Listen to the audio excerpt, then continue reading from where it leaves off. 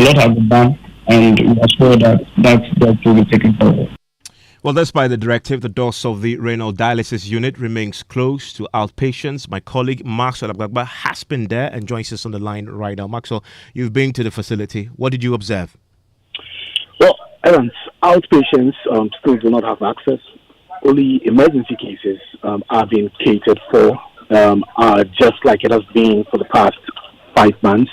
Our source at the hospital told us the hospital was writing a statement communicating the reopening of the facility after that directive. But that has not happened yet. As I'm told, consultations will have to go into this for a successful rollout.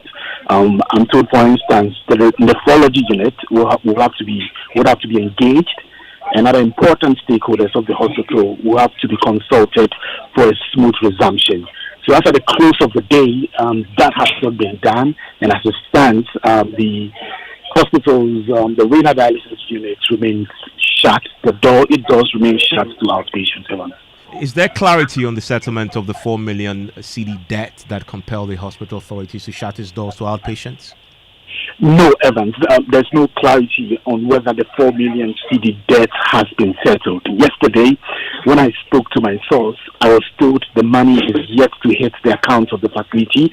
The CEO had earlier stated that this debt will have to be settled before the full resumption of services to the outpatients can be done. Our source says the settlement of the debt is a prerequisite to the reopening. And so there's a bit of surprise among the workers why the directive to reopen has been given without any clarity on the debt situation. Secondly, also, during our special program on the matter, the CEO mentioned that even after the 4 million Ghana cedi debt is paid, the renal dialysis unit of the hospital will need a subsidy of close to 1 million Ghana cedis every month to support the operations. He mentioned the specific amount of 961,000 Ghana cedis. My source says they have not received any clarity on the payment on that, as to whether the hospital will be given that subsidy or not. Evans. While there, though, Maxwell, did we have patients trooping in upon hearing the announcement at midday that the facility had been opened immediately? 2 women I met there said they were monitoring the news. They've been following the news to get updates on the situation. So they heard it on the radio. So they came there just to come and check. They said they were actually returning from a dialysis treatment when they heard the information on the radio. So they decided to just pull up at the facility to run the checks. They also confirmed to me that their checks at the facility confirmed that indeed the doors of the outpatients of the renal dialysis unit is yet to be opened, contrary to the directive from the Ministry of Health, from the Minister, that it should be opened immediately. So it was a bit of disappointment for them, and they were wondering when all of these, is going to end. They tell me that tomorrow they'll be there again to run checks. Well, but for clarity, though, whilst there, I'm sure you've been trying to reach hospital authorities as to why they are not carrying out the directive from the Ministry of Health. What did you find? We were at the office of the Chief Executive Officer himself. At the time that we were there, he was locked up in a meeting, so we couldn't speak to him. We had to wait for many hours, more than 2 hours. We were waiting.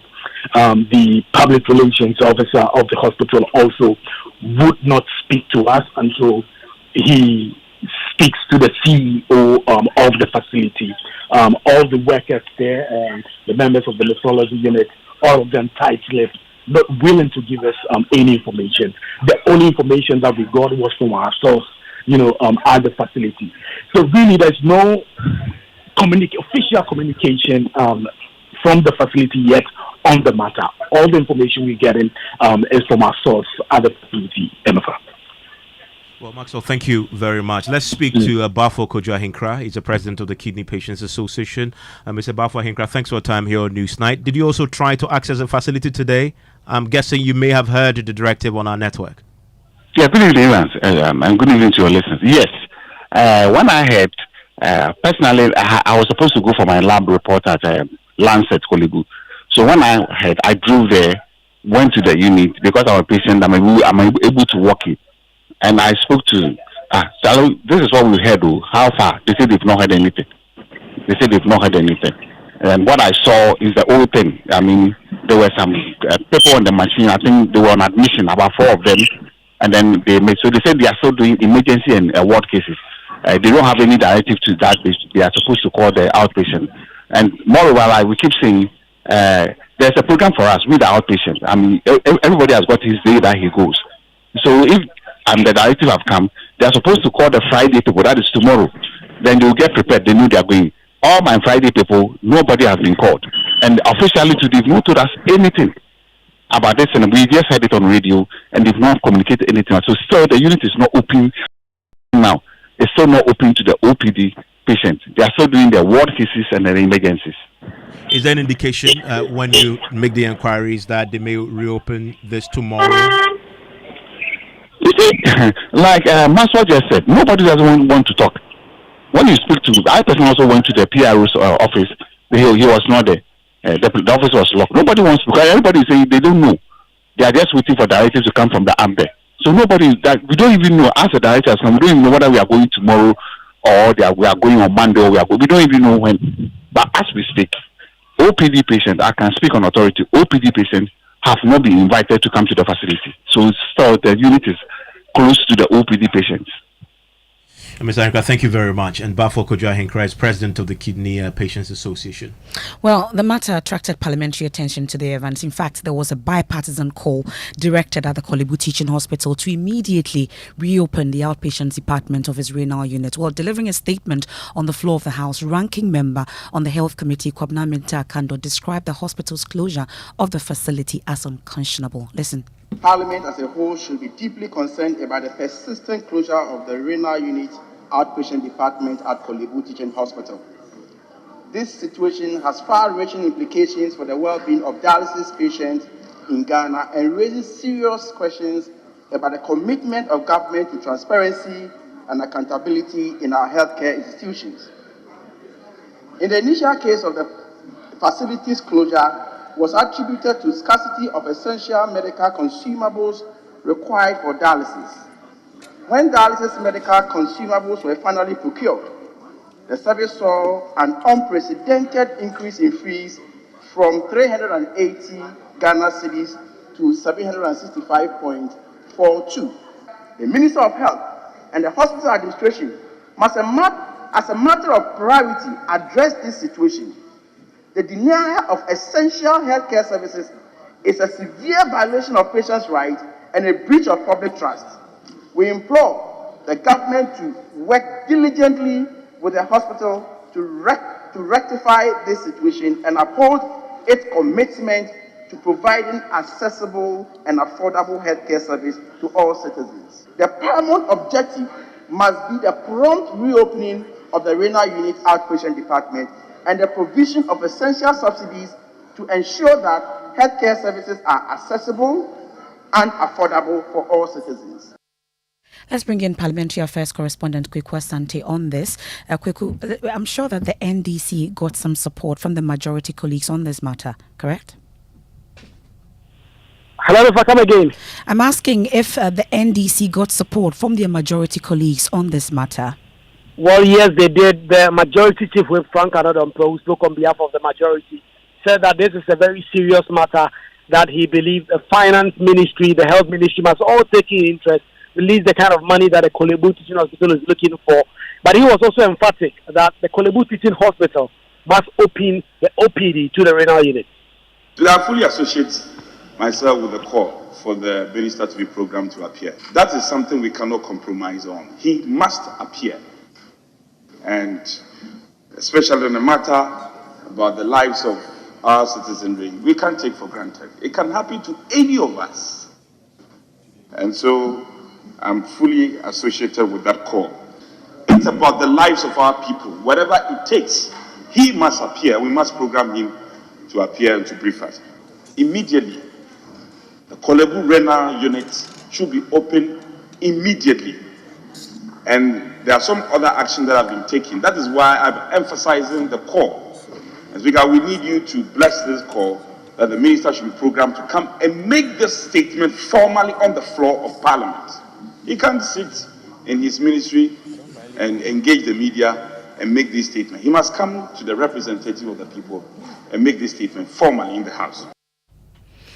But what was the Speaker's directive? But before you tell me about the Speaker's directive, though, we know that the Health Minister is an MP himself. Was he not in Parliament today? No, Parliament has been meeting for this meeting now. The Health Minister hasn't been around. Yesterday he wasn't. Today he wasn't as well. And so the expectation ordinarily was that if he was around, he would have been asked to respond to some of the questions. You will recall that yesterday, when the matters regarding the Volta River Authority floods in the Akosumo area, the Volta region happened, the Energy Minister was on the floor at the time. He was asked some questions and he responded to them. The Health Minister wasn't there, and so invariably, the Deputy Speaker, who was presiding over the House today, had to direct that next week, Thursday, the Minister be asked to come and explain why the renal unit is closed and what exactly government is doing to deal with all the dialysis crisis issues that have come up in the last few months. To come and brief us on the closure of the renal unit outpatient department and the upsurge of kidney-related problems in Ghana. I mean, the minister should come and tell us something. Almost everywhere, people are talking about the kidney-related problems. He should come and tell us if the NHIS issue can also be captured in relating to kidney-related issues. I mean, you should come and tell us and to the extent the whole nation. So that is my directives. So that's the Speaker of Parliament on that directive. Well, let's bring in the ranking member on the Health Committee, Kwabena Mensah Kando. He was on his feet today on this particular matter. Mr. Kando, thank you so much for joining us here on Newsnight. So whilst you were on your feet, we had an announcement from the Health Ministry's PRO that the Health Minister had directed the immediate reopening of the Kolebu Teaching Hospital renal unit. I've also heard you and your colleagues asking for an immediate reopening. It appears that it goes beyond just directive and calling for the reopening of the unit because it remains closed. What it means is that the Minister for Health has that is not on top. If a minister will give a directive that a regional hospital, one department should be opened, and then people can tell him to go to health, and that unit is still closed. What is his business, that ministry? Emefa, we have traveled far with this matter. If you have followed it for some time now, we have gone to engage the management of Kolebu. We have gone to engage the minister himself. We've gone back to the Kolebu to make sure whether or not it's been opened. We've done all that, including even ultimatum. And today, we read a statement on it. Since I was born in Emefa, I have never seen any government which is insensitive like this before. We are a president in this country. Nobody needs to care, and people are dying. We are counting them like we are counting mangoes. The last time they said 14. Yesterday, when they did their press conference, they said 19, and we are counting that people are dying. And leaders of this country, the holders of the public purse, cannot do anything about it. I don't understand it. It beats my imagination. And the figures here are not being known that. We are talking about 4 million per quarter or what? And that because of 4 million Ghanaians, people are dying. The place has been closed down.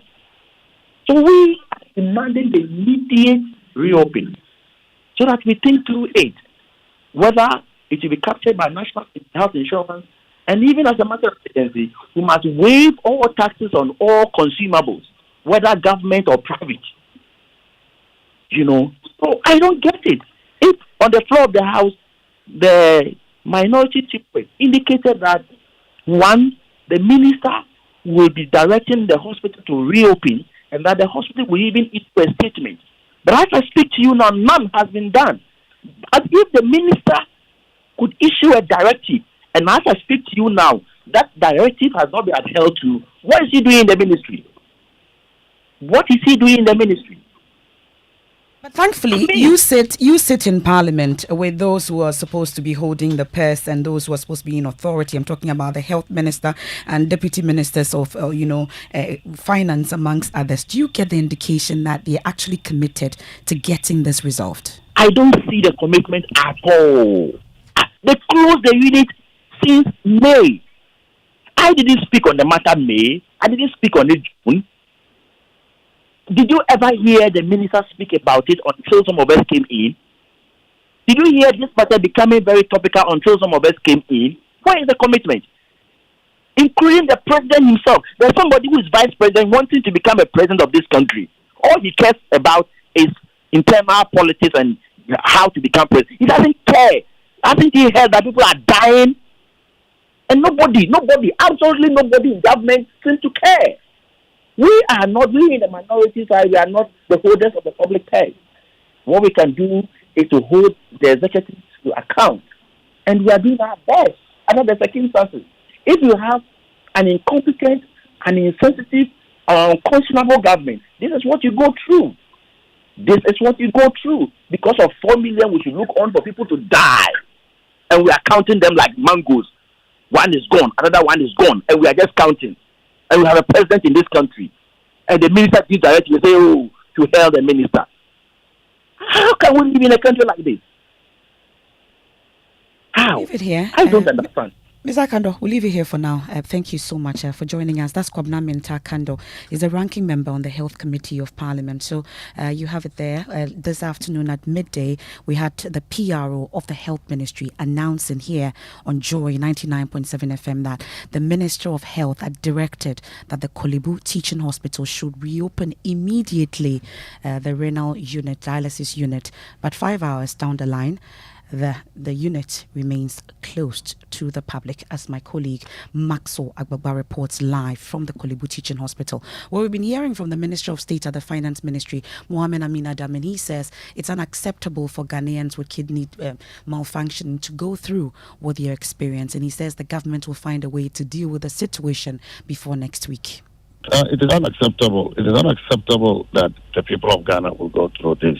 Government does not wish that for the people of Ghana. But you see, Kolebu is an institution which charges fees for its services. And therefore, we expect that the management will be efficient and government will ensure that Kolebu management does its work and does its work properly and efficiently. So that's something you would personally want to take up? Or it is something government as a whole must be concerned about. And we are concerned about it, and we will act. So I believe that when I come back to you on Monday, this will not be an issue for conversation. Yeah, so we are getting to the weekend. We will see what we can do. Well, so that's the Minister of State at the Finance Ministry, and we're hoping that something indeed will happen before the close of week. And of course, we are following this closely till that we see that this particular unit is functioning up and running to the best of its capacity. Let's enter the election headquarters now.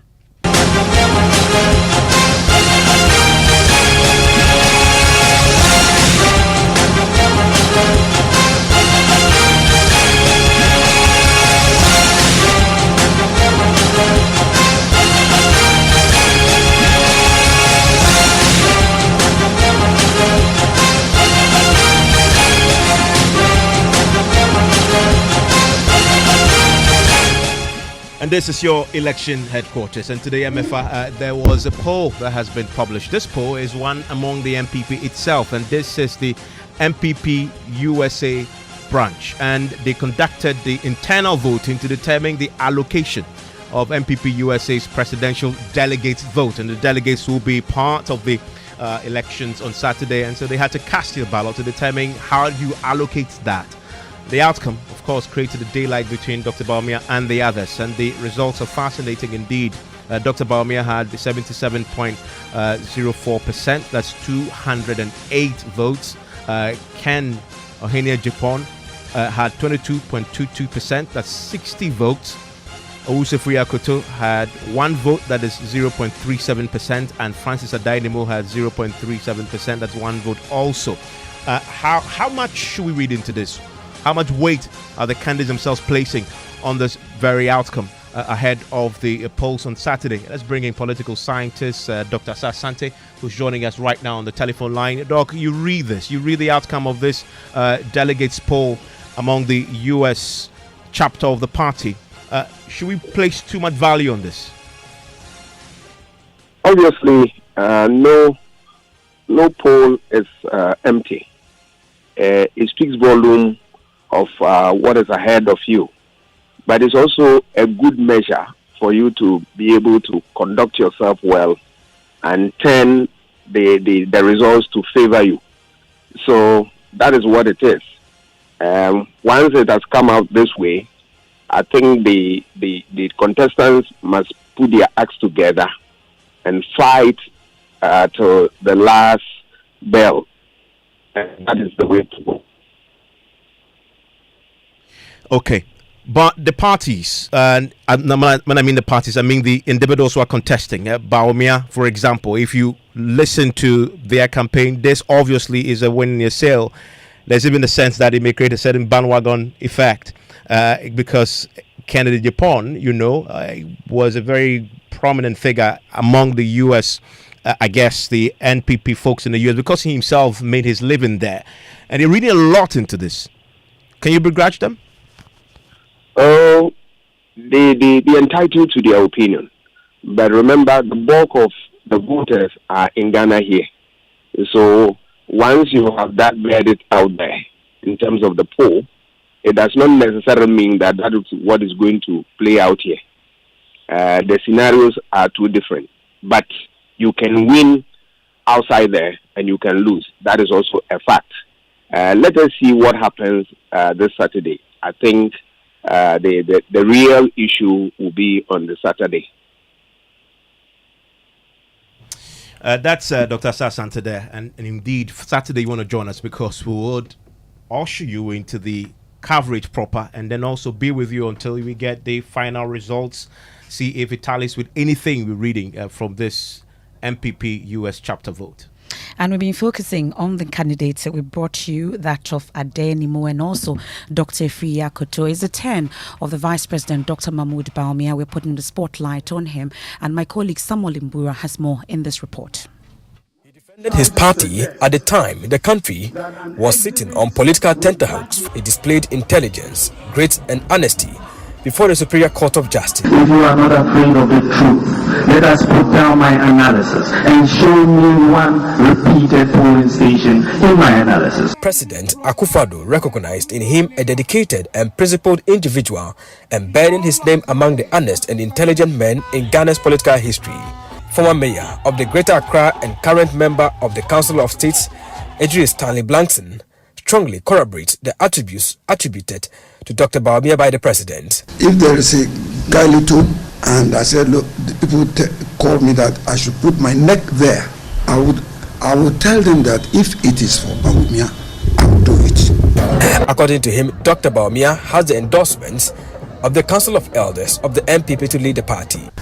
I can say this without fear, that about 92% of my colleagues at the Council of State are supporting Bawumia. A prominent figure in Ghanaian politics, Ama Bami Buzia, sister to former Prime Minister Dr. K. Buzia, and a Council of Elders member, also sees in Dr. Bawumia the qualities of a true leader. Not because he calls me mommy that flatters me. All the qualities I look in a politician for, to me, he has it. She is so committed to his cause that not even a wheelchair could prevent her from casting her vote in his favor. They said, when they saw me because of my problem, they said, oh, we thought we were going to do proxy vote. I said, no, I want to make sure that I put my own thumb on his face. I'll go. I know he's going to win. Maybe between 85 to 90%. I know he's going to win. Dr. Bawumia is the son of a prominent northern Ghanaian politician, Mumuni Bawumia, who played a significant role in the formation of the New Patriotic Party. Samir Wuku, campaign coordinator for Dr. Bawumia, hopes that the tireless effort by the father of Dr. Bawumia and himself to a party will be rewarded by the delegates. In the next few hours, we should be electing the leader of our party and a potential president of our country. And I think that the spirit of the NPP, may the spirit of our forefathers also be kind to him. No account of Dr. Bawumia's political journey is complete without acknowledging the support of his wife, Second Lady Samira Bawumia. She has at any given opportunity defended her husband while extolling his qualities that make him the ideal leader for the NPP. Are we ready for an honest leader? Are we ready for a humble leader? Are we ready for a hard-working leader? Are we ready for a leader who will unify us and not divide us? Are we ready for a leader who will take us to victory, inshallah? Jawam, are we ready for 4th November? Are we ready for 4th November? Dr. Bawumia's candidacy has garnered widespread endorsements across the country, with regional chairpersons leading the charge, promising a resounding victory for him. The Northern MPP caucus has also thrown its weight behind him. Dr. Bawumia passionately asserts that electing him to lead the MPP in the 2024 general election will be no mistake, for he brings invaluable experience to the table. I've been to every constituency, slept in many constituencies, and I know the ground. So, as they say, follow who know road. Follow who know road. I know the road. And not only do I have the experience, I have the winning experience. We need somebody who knows how to win an election. The political history of the MPP hinges on the Dankwa Buzia Dombo tradition. The Dankwa and Buzia faction have already been represented by Nana Akufo-Addo and former President John Kufuor. Could it now be the Dombo's turn with Dr. Mahmoud Bawumia? The ultimate decision rests with the delegates at the MPP Congress. Samuel Mbora, Joy News.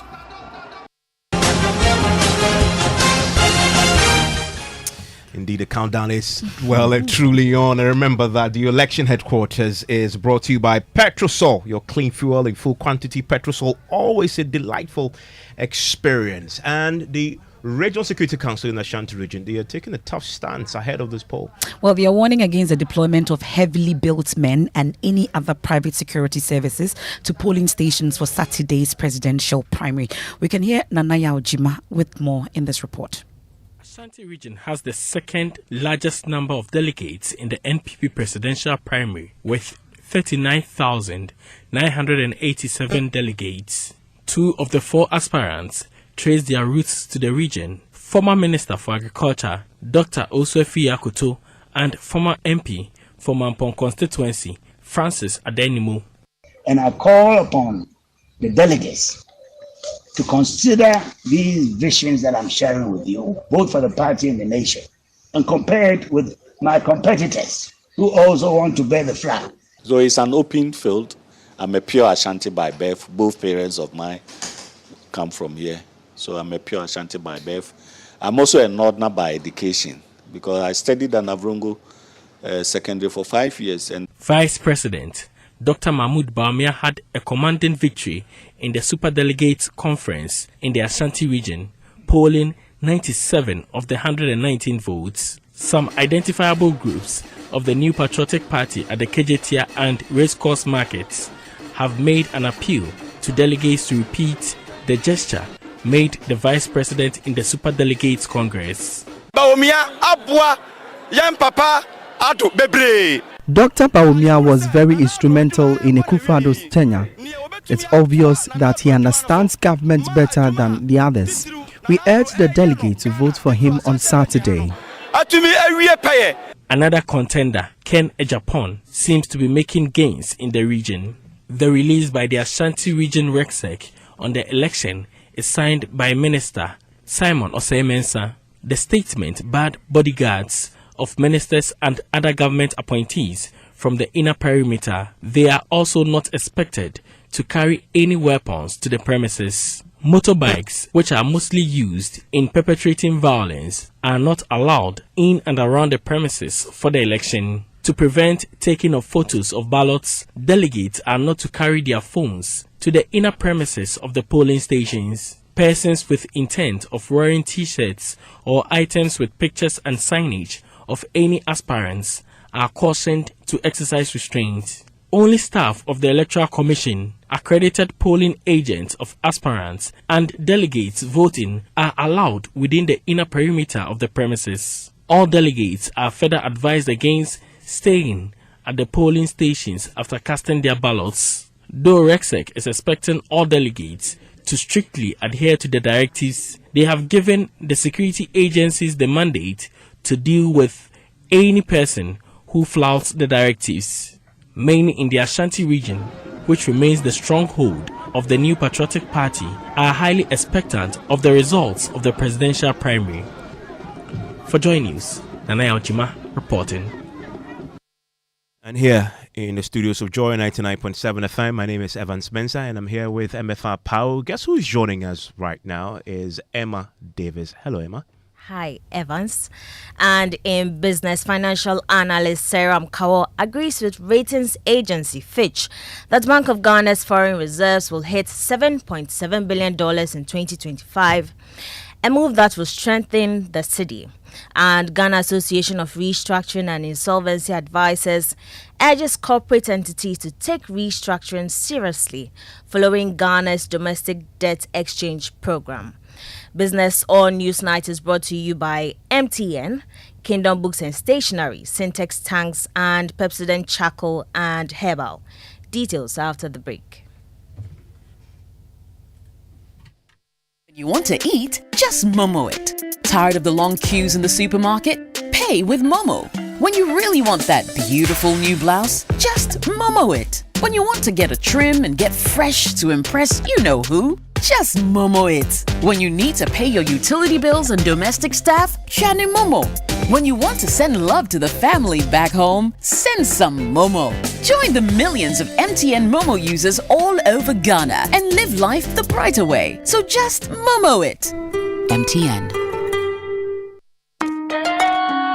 Son, we are so proud of you for setting up this hospital. I really love those hospital beds and waiting chairs. By the way, did you import them? No, Dad, I didn't. I actually got them from Kingdom Books and Stationery right here in Ghana. Wow. We also bought our office supplies, safes, executive desks and chairs from Kingdom, and they gave us expert advice on how to set up our office. Guys, that makes 3 of us. I also got our sofa and bedroom sets, plus our dining hall furniture for our new home from Kingdom. Wow, Mom, that makes 4 of us. I usually get my stationery items from Kingdom, and my teacher also mentioned that our classroom furniture was provided by Kingdom. So there you have it. Whenever you're thinking about setting up an office or acquiring furniture for your home, etc., Kingdom Books and Stationery should be your first point of call. With over 40 years experience in the industry, we stock and supply a wide variety of globally sourced office and home furniture, stationery and equipment. Visit our head office, Osu Akwaje, or our office near the Osu Stadium. We're also in Tema Community 1, opposite Olam SHS, Kumasi KNUST campus, UCC Cape Coast, and now at the Marina Mall, Airport City. Or call us 0302 764101, 764209, or 762792. Visit our website www.kingdomgh.com.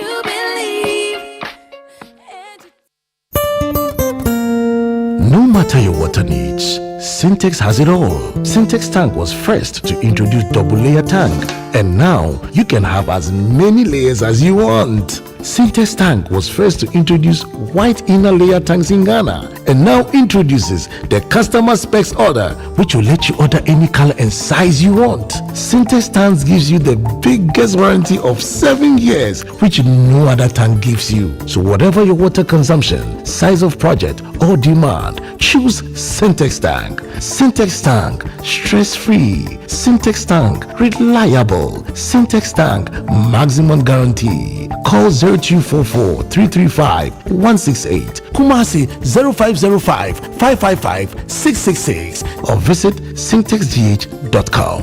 Syntex tank, strong, tough.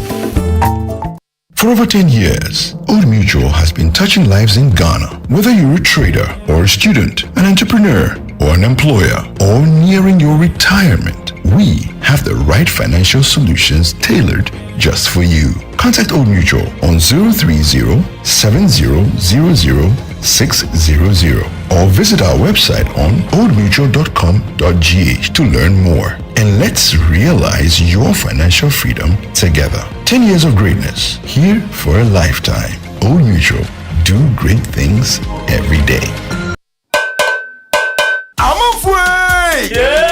Media Sambisanda Moa. It's your Ratiano, Moo, Planet, we fit no Podom Pemo Maniacono. Eh, Quabna. No Moo wants to be just Mali Marina there. Eh, and the crew, complete Miri Nambudo Pimusan, so you super excellent eba. I had a binding the Braille, who see it in a mobile, some man I want it. Sir, I need Nakujusu, you super excellent Chaco, Nenry dear, a mouse, when you could fit of that. No, what you ask you, your mother feel you. Kojo, sir. Yeah. Pepsodent Heba and a Pepsodent Charcoal. A idea. You're gonna natural. FDIJ Jadian Katuyatu. The exhibition of the voters register 2023 is here with us now. The Electoral Commission of Ghana will display the voters register for public inspection. The exhibition of the 2020 Voters Register and the 2023 Provisional Voters Register is part of preparatory measures for the upcoming district-level elections. The exhibition exercise will take place at all polling stations across the country from 3rd to 7th November 2023 between the hours of 7 a.m. and 6 p.m. daily. Do not assume that your name is in the register. Go personally to your polling station with your voter's ID card or registration slip to 1. Verify your details of registration to make sure that your name, photograph and other particulars are in the register. 2. Make a request for any omitted data such as name, age or sex to be included in the register. 3. Make a request to change details such as incorrect name, sex and unclear photographs in the register and on your voter ID card. 4. Object to the inclusion of names of unqualified persons. 5. Know your polling station ahead of the election. And 6. Assist in deletion of names of deceased people from the register. In addition to the physical checking of details in the register, the EC will deploy a GSM messaging protocol which will enable registered voters conveniently access their registration details using their mobile phones. Very simple. Dial *713*81# and follow the prompts on all networks. Participate in the exhibition of the voters register to avoid disappointment and inconveniences on voting day. Your vote is your future. Welcome to Business on Newsnight. My name is Emma Davis. Let's settle for the details. A senior finance lecturer at the University of Cape Coast Business School, Seram Kawo, says he strongly agrees with the view of Fitch Ratings that the Bank of Ghana's foreign reserves will hit $7.7 billion in 2025. According to him, the reserves may even be as a result of the International Monetary Fund supported program. Speaking to Joy Business, Mr. Kawo said this will boost the foreign exchange market and consequently strengthen the cedi against the dollar and other major foreign currencies. Yes, I strongly hold the same view that the Bank of Ghana could hold a reserve of $7.7 billion covering 3 months, and then even as the year goes by, improve upon it. We've always been of the view that any time that we have IMF with us, we tend to do the right things. And then we don't have any option now than to make sure that we obey the agreements that we've entered into with IMF. We ensure that we recover from the debt. Our debt levels have to be sustainable, and to ensure that going forward, we do not go back to the same position.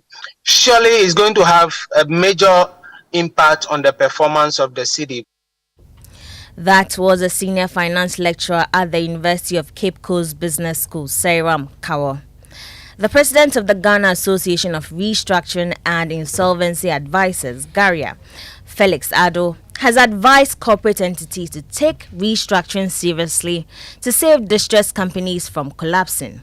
According to him, the recent domestic debt exchange program shows that companies in difficulties can be rescued in bad times. Speaking at the launch of the maiden edition of the Corporate Restructuring and Insolvency Journal spearheaded by Garia, Mr. Adu said global economic challenges has made it imperative for corporate restructuring. We've heard about haircuts in recent days. When we do restructuring for companies, we do that too. We've heard about moratoriums. We've heard about the extension of the payback period. Those are our concepts in restructuring for companies. And basically, the premise is that companies, just like all of us, have good times and bad times. We go through seasonal cycles. Previously, before Garia came into being, when a company needed help, was distressed, had cash flow challenges, invariably, you either go the liquidation route. President of the Ghana Association of Restructuring and Insolvency Advisors, Garia, Felix Adu there. The Association of Ghana Apparel Manufacturers has bemoaned high taxes and exports facilitation of apparel on the continent. According to President of the Association, Nura Salifu, this has taken a toll on operations. She called on the Ghana Exim Bank to support the association in its quest to take advantage of the Africa Continental Free Trade Area. She spoke to Joy Business at the launch of an action plan by garment manufacturers. I think that access to finance is one of the areas that we think the government needs to look at because we do have the capacity to be able to employ, we have the capacity to be able to produce and export. And you know what happens once our nation is able to export.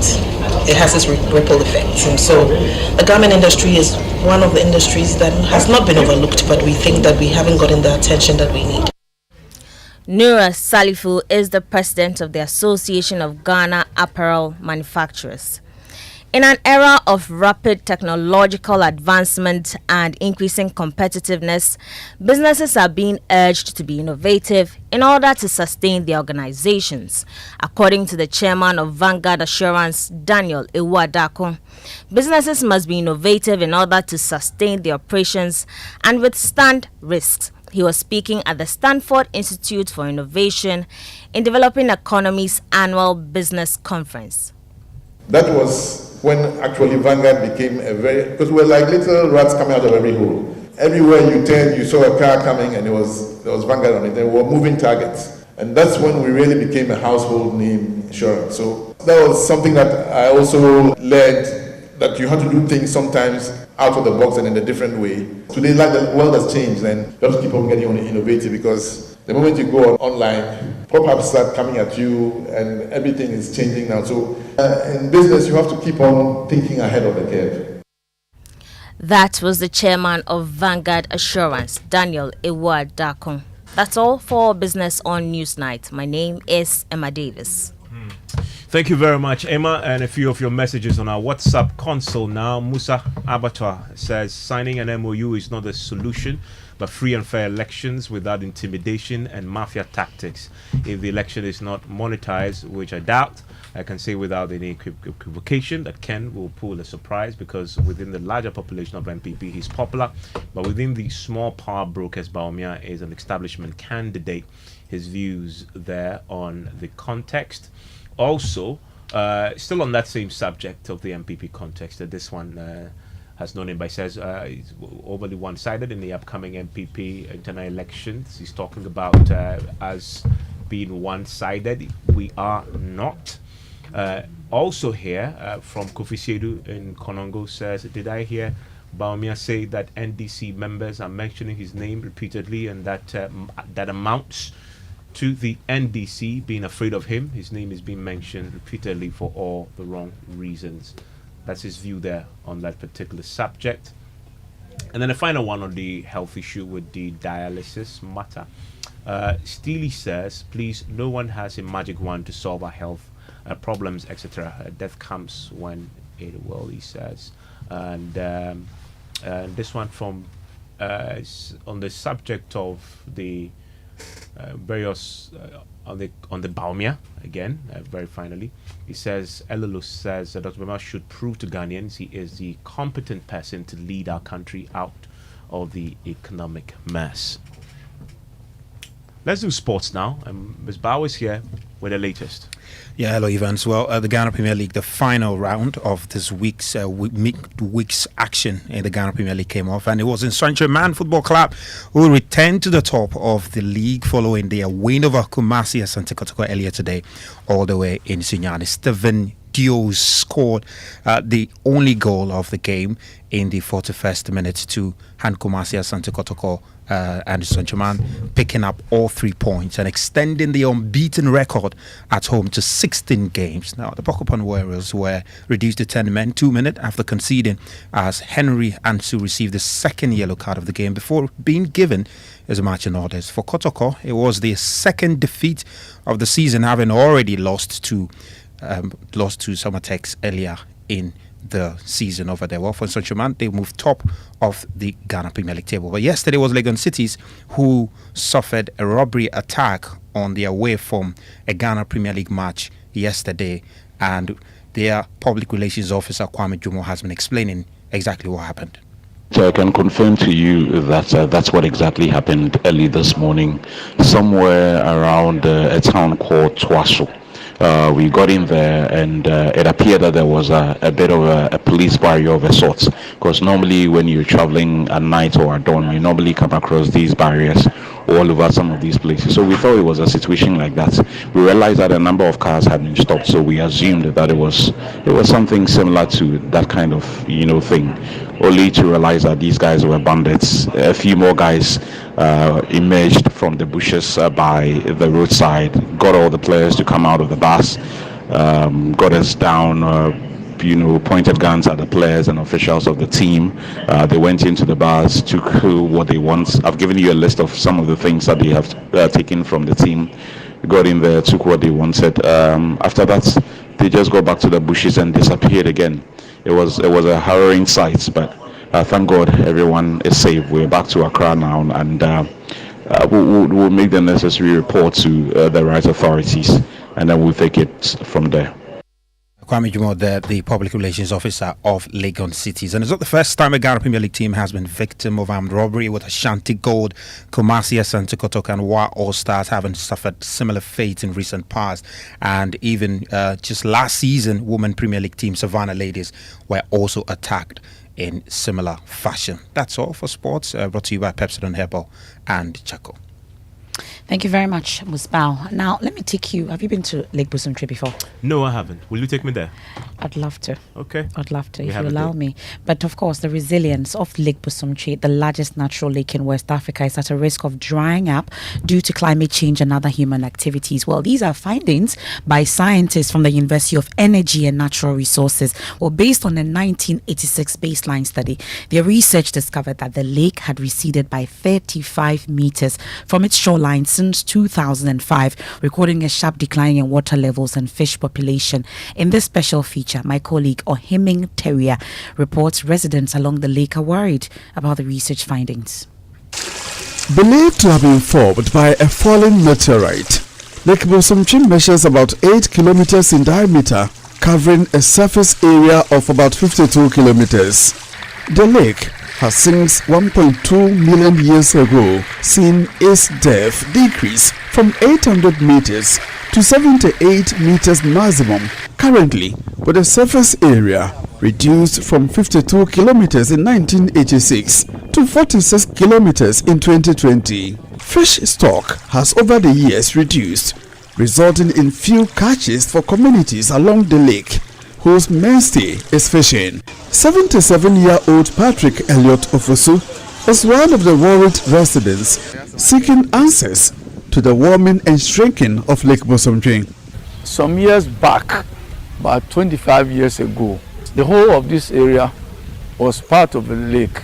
So, as we see it yourself, the lake is going back. Dubbed building resilience of Lake Busumtree to climate change, scientists from the University of Energy and Natural Resources, in partnership with their overseas counterparts from 3 institutions, are seeking to build the lake's resilience. The researchers discovered the size of the lake is shrinking, with the surface area decreasing from 52 kilometers square to 47.17 kilometers square. The use of harmful agricultural inputs by farmers in their quest to feed their families has been identified as one of the negative practices impacting on Lake Bosomtwe. Dr. Peter Sanfo is project coordinator. From what we have gathered so far, we know that the lake is drying up, and it's mainly because of climate change. From 2005, we have seen that there's a rapid loss of water, a rapid recession of the water mark. From the shoreline to the water mark, there's been some kind of 35-meter shrinking of the lake. So it is real that the lake is shrinking. We have found that indeed the climate is having an effect. The lake is not behaving the way that it used to do in the past. Fish catches have been going down. The people's livelihoods have been affected, and their agricultural activities have intensified as a result of their quest to support their livelihoods from farming. And that report there was filed by Kyeremanten. Now, to our Tech Thursday now. Post-harvest losses in Ghana remain a challenge in the agricultural sector, amounting to over $700,000 annually. This is exacerbated by inefficient drying methods, which impacts crops quality and food security due to unpredictable weather conditions. Fortunately, engineering students at the Kwame Nkrumah University of Science and Technology have developed an agricultural waste and solar-assisted food dryer. Here's more for Tech Thursday. The Green Dryer is a solar-powered automated machine which uses agricultural waste for its operations. The machine has a compaction unit where waste from the farm is set ablaze and a heat trap for drying the food crops. Team members Emanuela Odum, Paul Mensah and Pakwesi Denchi explain concepts behind the device. So we have the compaction unit, we have the suction unit, and also the drying chamber. So we have combustion chamber whereby we put agricultural waste materials like grass, firewood, and the suction unit, which is the blower, sucks the heat from the combustion chamber to the drying chamber. We developed circuitry system which seeks to regulate the speed of the blower and also regulate the heat coming into the drying chamber. Our project is also being powered by a solar panel which addresses the issue of using renewable energy in our projects. In a competitive agricultural technology market, this project distinguishes itself with its unique automated biomass dryer, which offers a competitive and sustainable post-harvest management solution. For Joy News, my name is Emmanuel Bright Kweku. That's our show for tonight. We've been live on Joy 99.7 FM here in Accra and Kumasi, on Love 99.5 FM and affiliates across the country. I'm sure you're ready for our coverage of the election headquarters. This Friday, we start with the election eve starting at 8 p.m. is the NPP's presidential race. You can't miss it. It's proudly brought to you, election headquarters, by Petrosol, your clean fuel in full quantity. We have personality profile up next, and we are celebrating a bloody Glover. Well, he's an internationally acclaimed artist and educator as well. You want to stay with Lexus Bill as he hosts a Bloody Glover. I am Emefa.